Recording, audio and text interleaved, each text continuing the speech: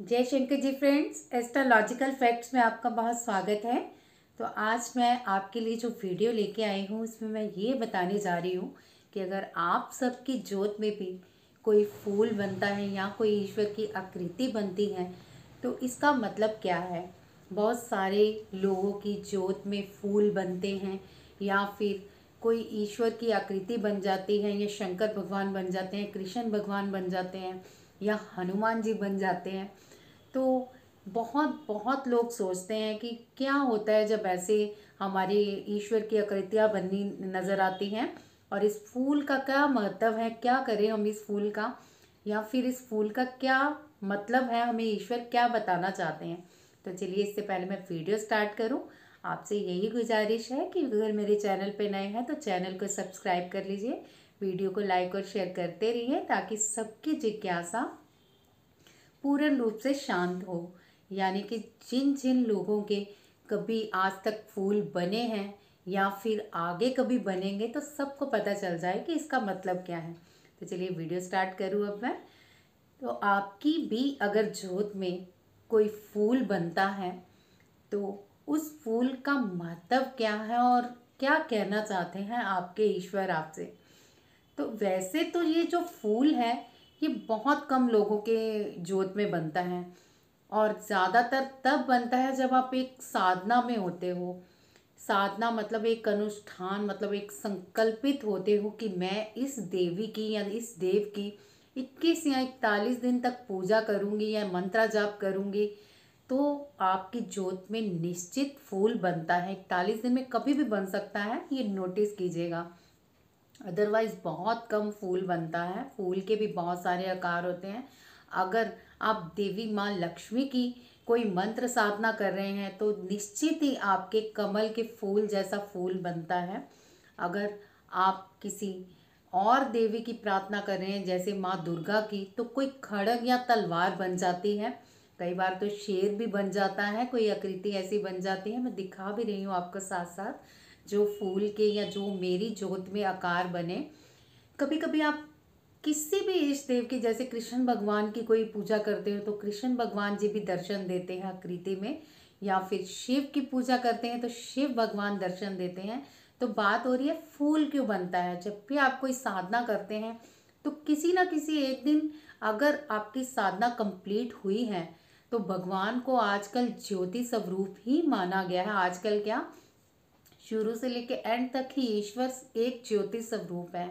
अब हमारा जो मन स्वीकार करता है जिस रूप में उन्हें, वो ज्योति वही रूप ले लेती है। अगर हम शिव के रूप में उन्हें मानते हैं तो वो शिव आकार ले लेते हैं, अगर हम कृष्ण के रूप में मानते हैं तो वो कृष्ण का आकार ले लेते हैं, और अगर हम माँ दुर्गा या माँ लक्ष्मी के रूप में मानते हैं तो वो उसी आकार में आपको ज्योति में नज़र आते हैं। ये बहुत बहुत सटीक, मतलब सॉलिड बात बता रही हूँ आपको। इसमें कोई तरह की बात नहीं है कि हम किसी और की कर रहे हैं या ज्योति में कुछ नज़र, ऐसा मत सोचिए कि अगर आपको नहीं भी नज़र आ रहा कोई फूल या कोई अपने इष्ट की, मतलब कोई नहीं आकृति नज़र आ रही, तो उदास होने की ज़रूरत नहीं है।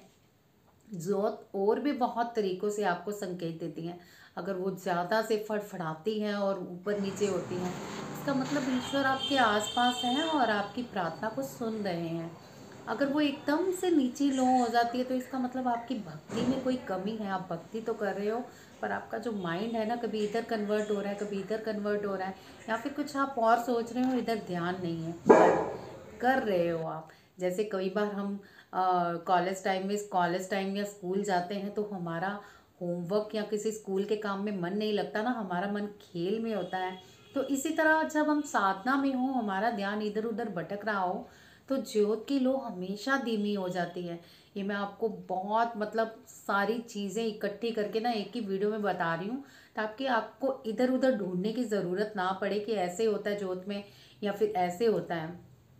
सेकेंडली, अगर आपकी जोत एकदम से बड़ी हो जाती है तो समझ लीजिए आपके ईश्वर का साथ आपको मिल गया है, उन्होंने आपका हाथ पकड़ लिया है और वो आपके अंग संग ही आपको मतलब मिलेंगे। आप आंखें बंद करोगे, कोई प्रे करोगे ना तो सुनी जाएगी। आपका विशुद्धि चक्रा मीन्स जागृत हो चुका है। कुछ भी बोलने से पहले सोचिए, किसी के बारे में कभी गलत मत बोलिए।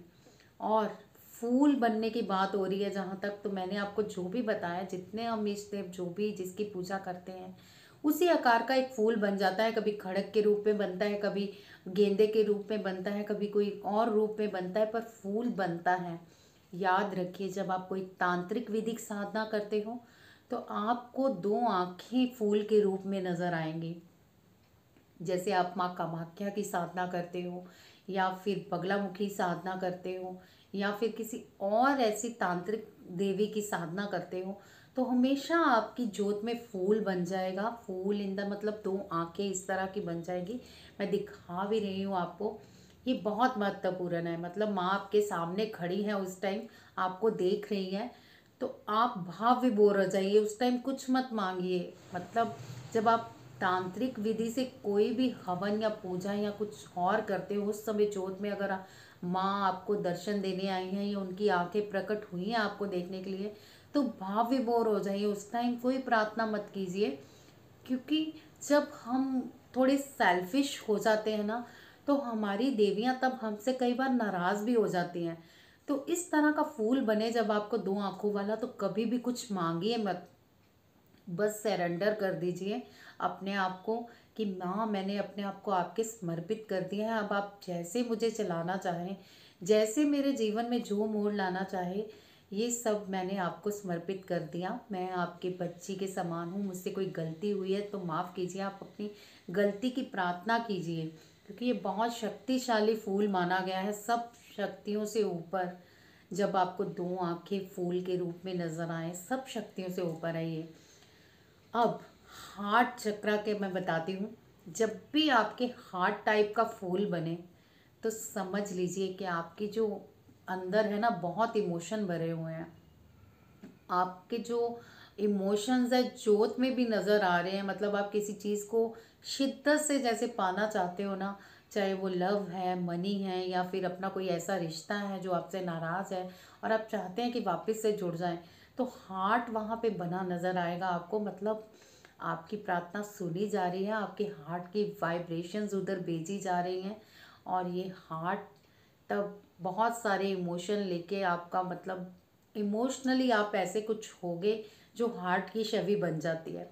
अब चलिए बात करते हैं कि अगर आपके ये चीज़ें बन रही हैं या आपकी लाइफ में हो रही हैं, तो आपको करना क्या चाहिए। बहुत दयालु हो जाइए। दयालु मतलब इतने दयालु कि पंछियों के प्रति, जानवरों के प्रति, इंसानों के प्रति। तब ऐसी चीज़ बिल्कुल मत कीजिए जो किसी को दुख दे।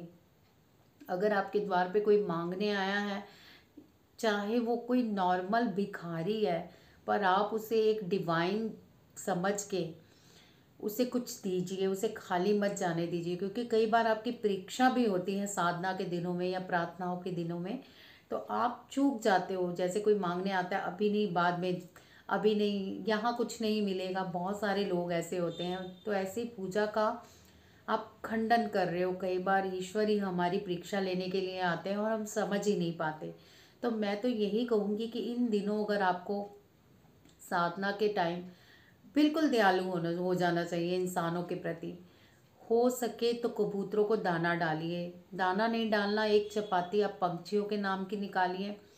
छत पे बिल्कुल मत डालिए, पर आपके कहीं ना कहीं बनेरा होगा, साइड में थोड़ा सा कॉर्नर होगा, वहाँ पे आप चपाती रख दीजिए और बस हाथ जोड़िए कि ये आप चपाती स्वीकार करें, भोग स्वीकार करें। प्रभु, आपको पता है ना, प्रभु किसी भी रूप में आ सकते हैं, कहीं भी आ सकते हैं। अब दूसरा, आप किसी जानवर, किसी गाय, किसी कुत्ते, किसी बिल्ली के प्रति भी निकालिए। इतने दयालु हो जाइए कि मतलब यूनिवर्स को पाना चाहते हैं ना, तो पूरे यूनिवर्स को आपको अपना पहले बनाना पड़ता है।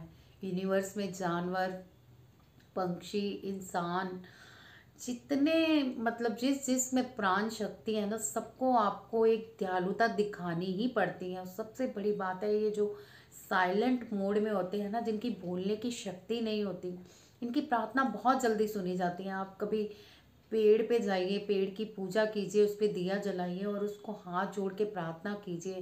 पहले तो पेड़ का बहुत आदर सत्कार कीजिए, उसकी पूजा कीजिए और हाथ जोड़ के फिर प्रे कीजिए। सबसे साइलेंट मोड में पेड़ होते हैं। आप कंकर भी मार लो, कुछ ले लो, वो कभी कोई शिकायत नहीं करते। फिर आप पे वो फूल या फिर फल ही बरसाएंगे, कभी ऐसा नहीं करेंगे कि ऊपर से आपको भी पत्थर आ रहा है या फिर आपको वो कोई हानि पहुंचा रहे हैं। भले ही आप कितनी हानि पहुंचाओ, तो पेड़ों की बहुत जल्दी फरियाद सुनी जाती है। अगर आप साधना में हैं तो मैं आपसे आज ना एक बहुत सीक्रेट शेयर करने जा रही हूँ इस वीडियो में। आप पेड़ को हक कीजिए, और हक करते हुए इतना मतलब जितना आपके अंदर कोई है चीज़ ना, बस पेड़ के साथ आप प्रे कर दीजिए कि हमारी वाइब्रेशंस आप यूनिवर्स तक पहुंचाइए। फिर देखिए एक वीक के अंदर आपको क्या रिजल्ट मिलते हैं। बिल्कुल बात फूलों की ही हो रही है। आप सोच रहे होंगे मैं कहाँ पहुँच गई हूँ, ये सारी चीज़ें वहीं से जुड़ी हुई हैं कि मतलब अब आपकी प्रार्थनाएं स्वीकार हो रही हैं। तो स्वीकार हो रही हैं, जो आप पहले करते थे ना, अगर वो 10% आपकी स्वीकार होती थी चीज़ें, तो आज आपकी 101% स्वीकार होंगी। मतलब आप किसी को कुछ देते हो तो 100 गुना आपको दान पुण्य लगेगा। आज अगर आप किसी के लिए करते हो तो 100 गुना आपकी प्रार्थना सुनी जाएगी। तो इस 100 गुना को करने के लिए आपको वो चीज़ें करनी है जो साइलेंट मोड में हो। अब बिल्ली कुत्ता मुख से भोजन नहीं मांग सकते, वो अपने तरीके से आपको बताएंगे ज़रूर हमें भूख लगी है। अगर कोई जानवर आपके पास आ गया ना, तो बेमतलब नहीं आया, वो अपने तरीके से यही समझा रहा है कि उसे भूख की परेशानी है या कोई और परेशानी है। तो वॉच कीजिए, हो सके तो उसकी उस चीज़ों को प्रॉब्लम को सॉल्व कीजिए, और उसको प्यार से सहलाते हुए अपने ईश्वर को प्रार्थना कीजिए, उसके प्रति भी प्रार्थना कीजिए। तो ये प्रार्थनाएं आपकी बहुत जल्दी स्वीकार होंगी। ट्रस्ट कीजिए मुझ पे। अगर आपकी ज्योति में फूल बन रहा है और आप साथ में ये चीज़ें कर रहे हो ना, तो बेनिफिट होने से आपको कोई नहीं रोक सकता। मतलब आपकी जो अंदर की भावना आपकी छुपी हुई है ना, जो इच्छा, वो बहुत जल्दी कंप्लीट हो जाएगी। बस आपको ये चीज़ें करनी है जो मैं बता रही हूँ।